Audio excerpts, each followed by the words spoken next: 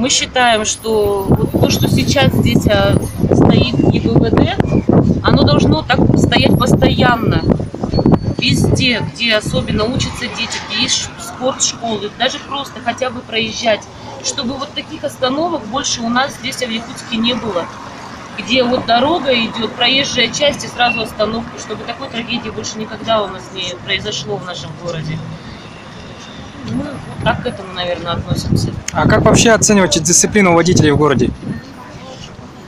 Я не водитель. Вот как пешеход. Как пешеход плохо, очень плохо. Особенно там, где есть не центр города, а именно на окраинах, если тоже брать, там никак это не регулируется. Хотя есть и пешеходные переходы, хотя есть знаки.